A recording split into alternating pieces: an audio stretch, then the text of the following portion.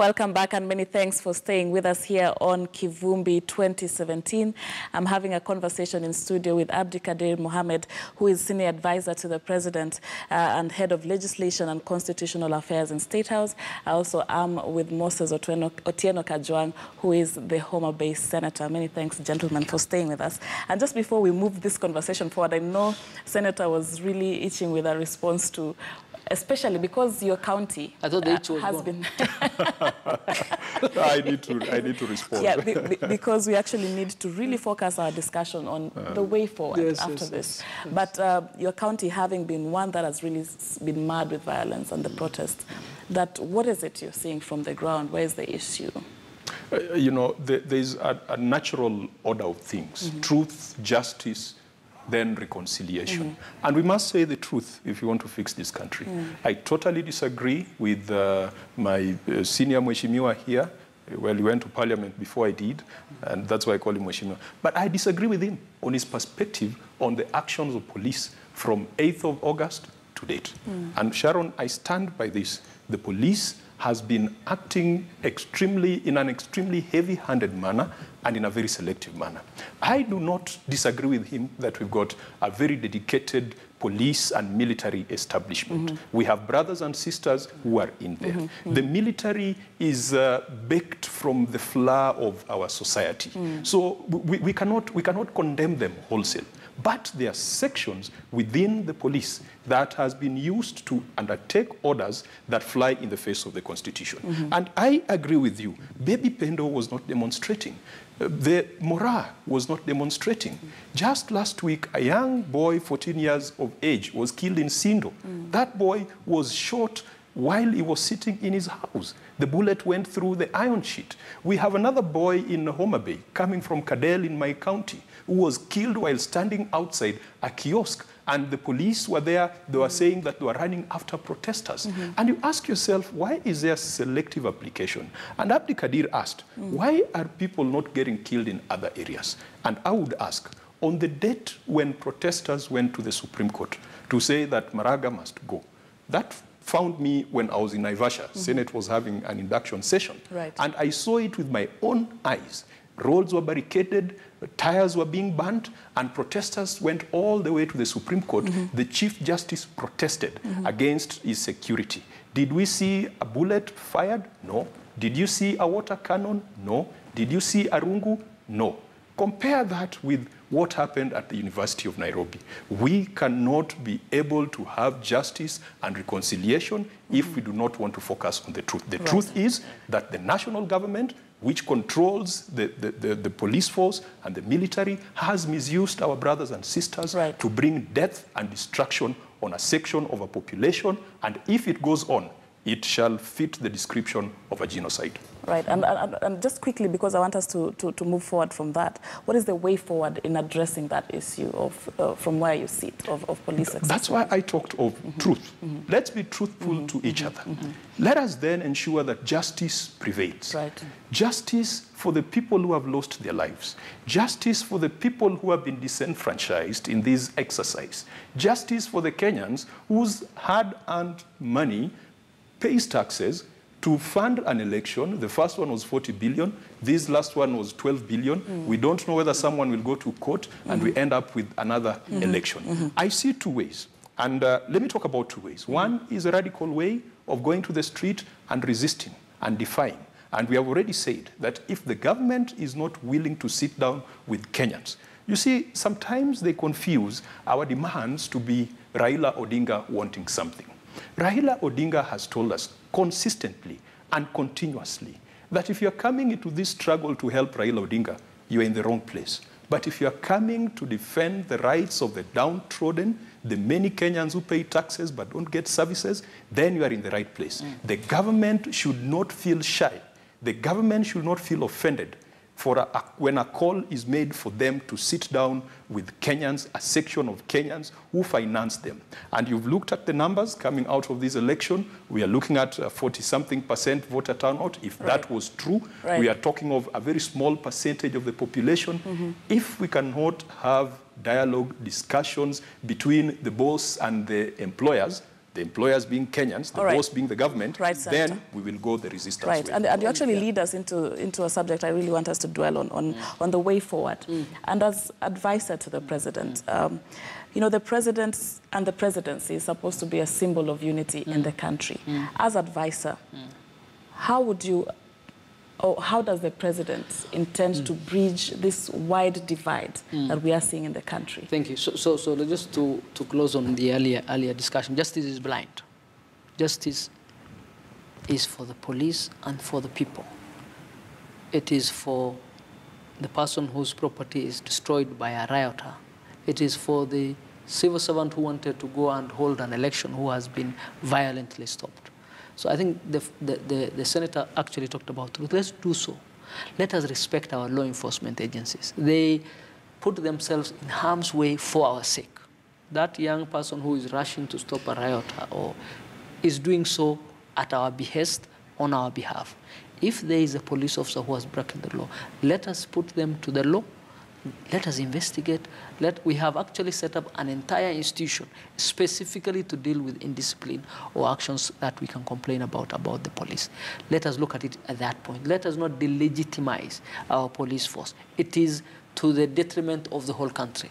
And that's one of the things we have a big problem with in terms of our good friend. But I think let's go to the more important discussion you pointed out. Indeed, yes, the presidency is the symbol of national unity. You see, our democratic system is such that we renew the holders of those offices through elections. We as a country have gone through a lot of reform. Actually, we should be proud as a country. Every time we have major issues, we have looked back, we have settled, we have discussed, we have moved forward together. We did so after 2007, 2008. We did so before that when we were bringing in multi-party democracy. We have had a very long history of introspection and taking the right action. Let us go through the same process. Right now, we are dealing with the presidential elections. Our other institutions are in place. We have had devolution. It's very successful. Out of the 3 largest cities in this country, 2 are run by NASA. My friend Joho is not very popular with Jubilee, but he's elected governor of Mombasa. He has the resources and mandate to help people in the same place. My friend Professor Nyang' Nyong'o is in Kisumu. He has the resources and mandate to run things there. The setting up of devolution was one of our ways of resolving these issues. So let's follow our constitution.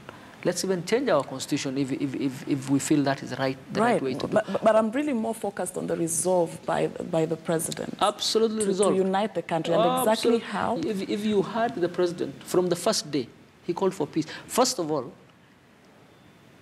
when the president's elections was annulled, he is one who accepted that result and said, okay, I, as the president and now the president-elect, I am going to accept the results from the Supreme Court. Then he went out and told his people, his base, please, peace. From that day up to today, you have heard him say, your neighbor is your brother. You are your brother's keeper. You are your sister's keeper. That is the president calling for unity. The presidency is a symbol of national unity, but the presidency ought to be respected as so also. You cannot reduce the respect of the presidency and then blame it, come round and blame it. Let us respect our institutions. The president, I know him. Probably senator has dealt with him.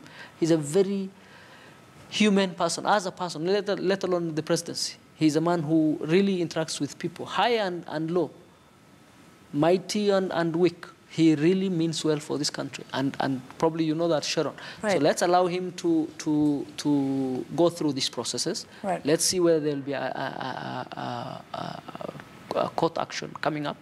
If it does, let that conclude. If it doesn't, then let's give him the opportunity to heal and bring the country together.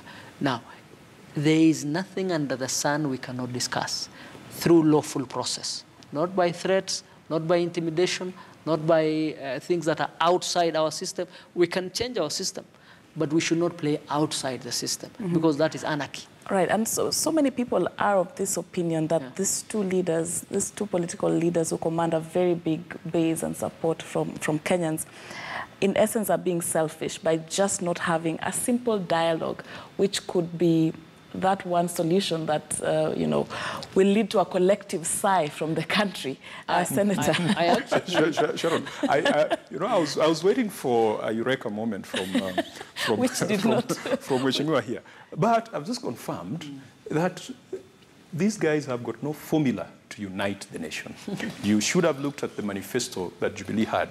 It's unfortunate that following the nullification, the discussion was not about manifestos, it was about insults and name calling. Jubilee's manifesto was focused on hardware. And we are talking of let us continue the work in building roads, in building railways, in electrification, and so many other things. In terms of software, ours was so much based on software. In fact, if you looked at our manifesto, we talked of building a nation, a national unity. We went ahead and talked of possibilities of reviewing our constitution to have even a hybrid system of representation away from the winner takes it all. And so, as the guys who Chebukati declared as winners, today they ought to have been telling us that our roadmap for unifying the nation is A, B, C, D. Instead, the president still accuses those who did not support him of engaging in witchcraft. There are two speeches I was looking forward to. Actually, that's the second time. Let's correct it because you have No. He mentioned it. He mentioned it in his speech. Because a member of parliament from your party. Well, fine. So it confirms. So let me continue. Let me continue. Two speeches, two addresses I was looking forward to. One was the deputy president when he spoke to CNN. All he talked about, to all the questions that he was asked, was that Raila Odinga is a pathological liar, he's a loser, he's raising militias. It was about Raila Odinga. I listened to the president today, hoping that he was going to give us a roadmap and a template for unification and for fostering that national unity. He says that other processes are still coming, and then we will see. That tells you what would you have expected him to have formula. What I would have expected the president to do, not just today, but from the word go at the beginning of his administration. My thesis about Kenya is that our problem is not hardware. It is not for lack of roads and railways that we are divided. It is because we have not taken the effort to gel. Colonialists came and drew boundaries and called us Kenyans. And in there, we had people whose cousins were in Somalia, others whose cousins were in Sudan, and others whose cousins were in Congo. And we expected to be united and be one thing. I would have expected the president to spend much more time and have a clearer plan. This is if I was him, this is what I would have proposed. That we have come from an election that has been divisive. Of course, he said, yes, we have come from an election that has been divisive. This is my plan for bringing together all the stakeholders and all the communities and regions that did not support me. And this, in my view, is a solution to this cutthroat competition for the presidency. Abdikari talked about devolution. Final point on devolution. And saying Joe and Anyang' Nyong'o have counties to run, so, they should be happy. We run a 2.1 trillion budget annually. How much do we give the counties? 300 billion. 300 billion of 2.1 trillion, what percentage is that? In the Constitution, we put it as a percentage of revenue. But why then do we compete for Nairobi? Because Nairobi remains with 1.8 trillion Kenya shillings. And the counties, 47 of them, only share 300 billion. That is not sufficient to meet the needs of our people. The feeling that the president did not address the issue of unifying the country. The president said it very clearly, that this process is not complete. The president has an election petition that might come. And that process has to complete. And then he said, I'll address that issue at that time because it will look premature. He is president-elect. He is not president sworn in. Well, he's reminded as a Mekalia. Point of information. Point of information. He has reminded us he's president. Senator, now you can continue. She has been very kind to you. So let us. The second is the president can speak for himself. Senator Juang doesn't have to say, I wish the president had said this or the other. But he does have the right to react as a leader of Not at all. The president will speak for himself. The president will let the president speak for himself. Now, in terms of moving forward, the president has been very clear. This country needs to be together. the issues that Senator has talked about. And there's a lot of healing that is actually needed. Absolutely, absolutely. The issues that the Senator has talked about. We have had a 30-year program to look into those issues, discuss them, deal with them. We have shed blood, we have spent money, we have spent resources to come to where we are. Now, do we need to move certain things? Absolutely, yes. But we have just come through the most exhaustive, the most expensive constitutional reform process per capita in the world. What our friends in NASA are saying is, throw that out of the window. Let us start that process again. Why? Because NASA had proposed, and I was chairing that process, I know. ODM then had proposed a parliamentary system of government.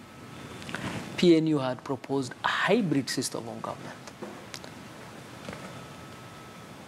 It was the ODM side that finally said, and I'll not say who, finally said, by the way, if you accept a pure presidential system, we will be good to go. That's how we went for that presidential system. Should we tinker with it now that we have done 7 years? Absolutely, yes, if we have the opportunity. And it's done in Parliament, by the way. The process is done in Parliament. If the parliamentarians sit and say, if Senator Juang sat and convinced a group of his friends and said, look, people, we have issues, because that's where policy is done as a country. We, as national leadership, come together. We want to propose this and the other and the other. By all means, let's go ahead that way. If, as a country, coming through this difficult process, we come together and say, let's have a national discussion on these issues, by all means, that is fine too. What we have an issue with is break the system so that you have discussions, so that you go into government. That is the issue we have a big problem with. We have no problem with discussing to improve our system. But noting all these problems, yes. Is the president-elect willing to reach out to the opposition leader? Now, reach out. The last time, by the way, he did reach out. If you remember, where the speech he gave today, the speech last time, he reached out. He actually said, I am reaching out to my friend Raila Odinga. He actually... Publicly? Absolutely, when he was on the podium in Bomas. I know that you recall that. He actually said that. What was the response? Really, not very receptive from the other side. It takes two to tango. When the president is sworn in, he will be the president of the country. I can assure you he will do everything in his powers to bring the country together. And it is necessary for all of us, including the media, including senators, including the Honorable Raila Odinga, to pull the country together. You cannot be pushing things down and destroying, and at the same time saying you should bring the country together. It really behoves all of us to come together. The problem is our politics. The problem is not our politics. It's not our institutions. It's not even our laws.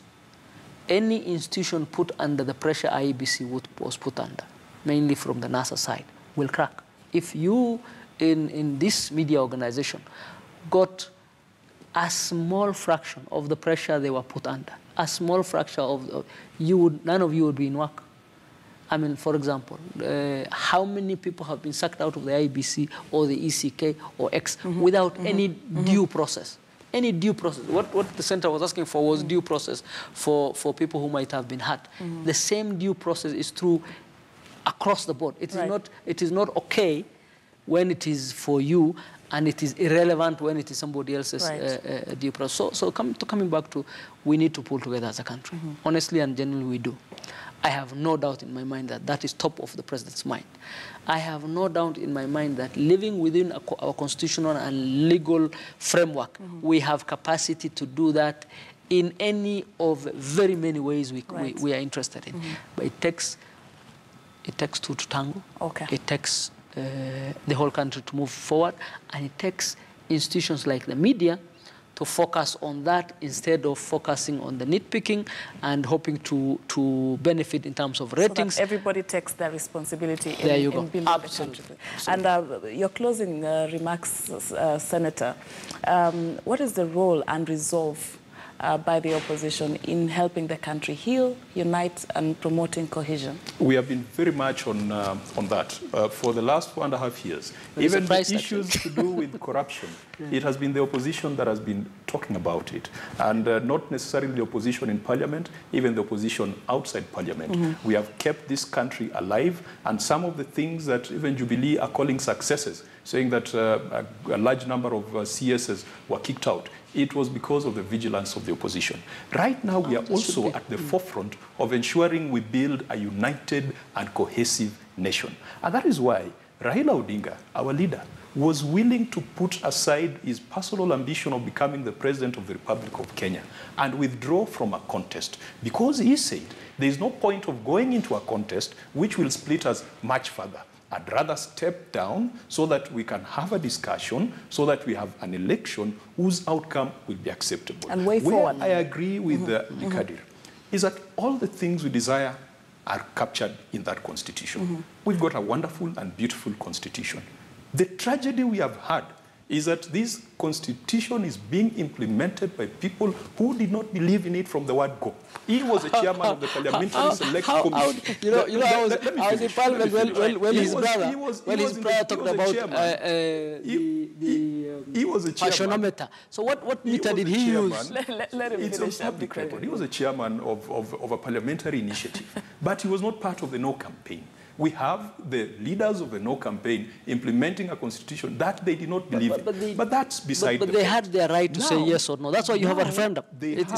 Now they have the mandate of the people, and it forces them to operate within the confines of that constitution and to implement it. Issues of integrity, a whole chapter, chapter 6. We've got a section that talks about national values. We've got a section that talks about cohesion. We've got institutions we have established, NCIC Act. But these things don't seem to be working. Finally, it is not just Parliament that can make amendments to the Constitution. The beautiful thing you put in the Constitution is that there's provision for amendment by popular initiative. And so we are looking at our resistance movement would probably morph into another initiative to ensure that we've got either a constitution or a leadership that listens to the people. I wish that the government had a template and a roadmap, which they don't have. But thirdly, and very scary. And finally. Finally, yes. And very scary. He is now the government spokesman because they said we don't have a problem. No. Catalonia, Catalonia, it's happening right now, secession. Cameroon, English-speaking, part of it, it's happening right now, secession. In Nigeria, Biafra. Why? Because certain regions feel they're being left out. Let us not think we are any special as a country. Let us work hard to bring this country together, because if we don't, then people will say this is a cruel marriage, and let us go separate. But you see, that is really that destructive speaking, that destructive action is really what is not acceptable. We have everything within our constitution, and we have processes, we have procedures, we have mechanisms within our constitution to address any of our problems. And we should live within those mechanisms. Yes. All right. Thank you very much, gentlemen. I know we could continue speaking for a while. Yes. Actually, that is all the time we had for this discussion this evening. Many thanks for your sentiments and thoughts. Abdikadir Mohammed, who is a senior advisor to the president, and Moses Kajwang, who is senator in Homa Bay. That's where we wrap it up tonight for Kivumbi 2017. Many thanks for watching. I'm Sharon Momanyi. Have a good night.